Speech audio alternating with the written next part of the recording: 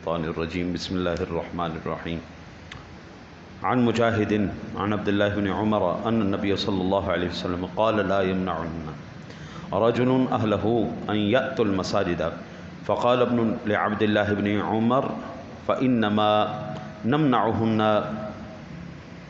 فقال عبد الله أحدثك عن رسول الله صلى الله عليه وسلم وتقول هذا قال فما کلمہ عبد اللہ حتی مات رواہ احمد۔ یہ مسند امام احمد کی حدیث پاک ہے جی، اور روایت کرنے والے حضرت مجاہد ہیں، وہ حضرت عبداللہ رضی اللہ تعالی ابن عمر رضی اللہ تعالی عنہم سے روایت کرتے ہیں کہ نبی اکرم صلی اللہ علیہ وسلم نے فرمایا کوئی شخص اپنے گھر والوں کو مسجدوں میں آنے سے ہرگز نہ روکے۔ تو عبداللہ ابن عمر کے بیٹے نے کہا کہ ہم تو انہیں روکیں گے، تو عبداللہ نے کہا کہ میں تجھے رسول اللہ صلی اللہ علیہ وسلم کی حدیث بتاتا ہوں اور تو یہ کہتا ہے۔ فرماتے ہیں کہ ان سے حضرت عبداللہ نے مرتے دم تک کلام نہیں کیا۔ اللہ اکبر۔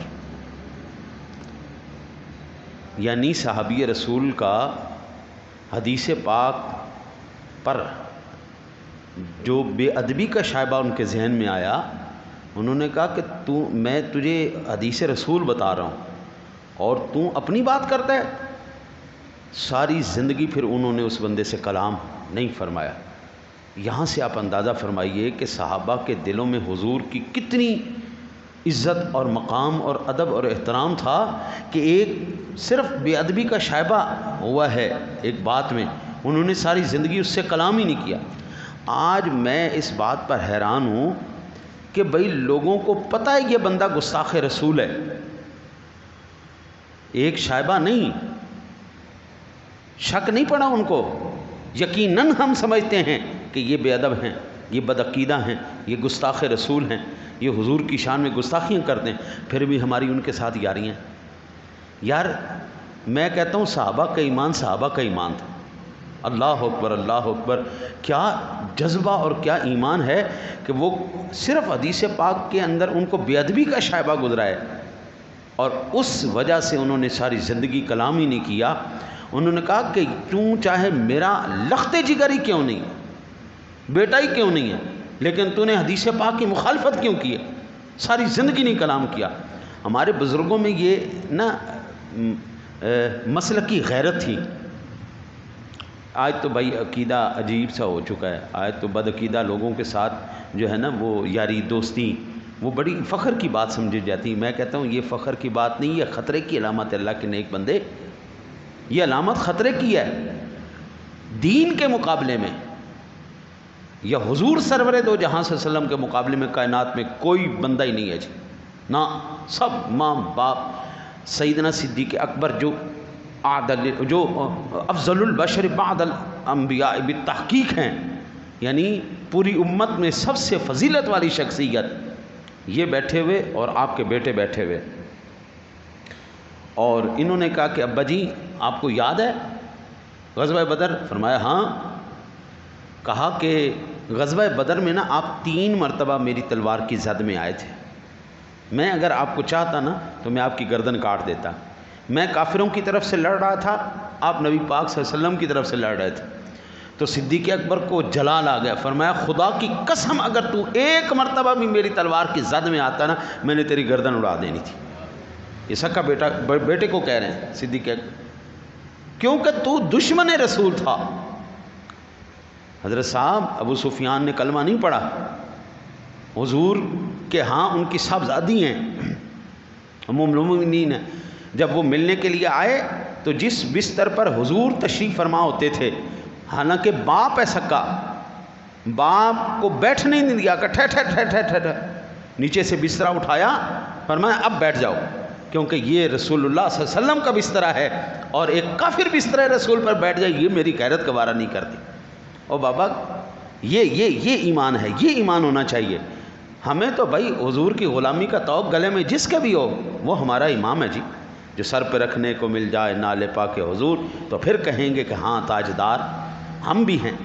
بعض عجیب لوگ ہیں جی، وہ حضرت امام اعظم ابو حنیفہ رحمۃ اللہ تعالیٰ علیہ پر وہ کہتے ہیں کہ حدیث کے مقابلے میں قیاس اور رائے کو ترجیح دیتے ہیں. اس لیے امام اعظم کو اہل الرائے کہتے ہیں، بکواس کرتے، جھوٹ بولتے ہیں. حضرت امام اعظم ابو حنیفہ رحمۃ اللہ تعالیٰ علیہ کا فرمان ہے کہ حدیث ضعیف بھی رائے اور قیاس پر مقدم ہے. حدیث ضعیف بھی ہوگی، اس پر کوئی رائے نہیں دی جائے گی، کوئی قیاس نہیں کیا جائے گا، حضور کے فرمان کو عزت دی جائے گی، حضور کا فرمان سب سے اونچا ہوگا. چنانچہ اولاً جو امام اعظم ابو حنیفہ کا وہ طریق استدلال ہے، وہ مسئلے کہاں سے نکالتے ہیں؟ سب سے پہلے وہ قرآن پاک سے لیتے ہیں، پھر اس کے بعد میرے آقا نبی اکرم صلی اللہ علیہ وسلم کے فرمان سے لیتے ہیں، حدیث مبارکہ، پھر حضور سرور دو عالم صلی اللہ علیہ وسلم کے صحابہ کے اقوال سے وہ مسئلہ اخذ کرتے ہیں. اور صحابہ میں اگر اختلاف ہو تو جس صحابی کا قول ان کو قرآن و سنت کے قریب ملتا ہے، پھر وہ آپ اس کا لیتے ہیں، آپ اس کو ترجیح دیتے ہیں. اور اگر حدیث میں اختلاف نظر آئے تو قیاس کے ذریعے کسی حدیث کو ترجیح دیتے ہیں، یعنی قیاس پر عمل نہیں کرتے بلکہ حدیث کی مدد سے حدیث پر عمل کرتے ہیں. اور اگر آپ نے اس کی مزید تحقیق دیکھنی ہو تو مرکات شریف میں اس حدیث کے ضمن میں آپ دیکھ سکتے ہیں. بھائی ہم یہ کہتے ہیں کائنات عالم میں اللہ کے بعد صرف ایک ہستی ہے جی جن کے ساتھ کوئی اختلاف نہیں، وہ ہے اللہ کے حبیب. بس ان کی بات کا انکار کرنے والا بے ایمان اور کافر ہے، دار اسلام سے خارج ہے. ان کے ساتھ کوئی اختلاف نہیں، جو میرے نبی نے کہہ دیا برحق ہے، جو میرے نبی نے کہہ دیا وہ سچ ہے، وہ بالکل اسی طرح ہے، اس میں کوئی تبدیلی نہیں، کوئی تغیر نہیں.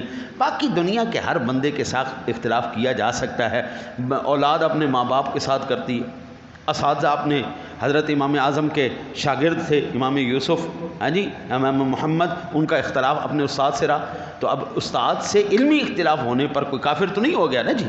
لیکن یہ حدیث بتا رہی ہے کہ صحابہ اس بات کو بھی گوارا نہیں کرتے تھے کہ کوئی حدیث کے مقابلے میں ایسی بات کہے جس میں ذرا سا بھی بے ادبی کا شائبہ ہو.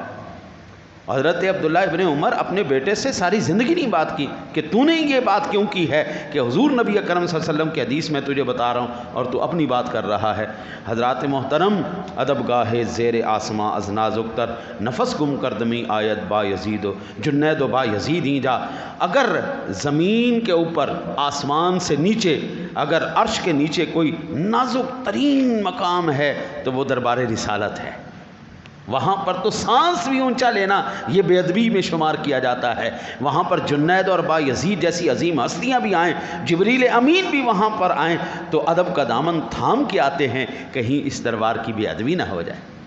ہاں جی، اللہ سے دعا کرتے ہیں اللہ تعالیٰ اپنے حبیب کریم علیہ الصلوۃ والتسلیم کے صدقہ ہمیں حضور کی سچی محبت نصیب فرمائے.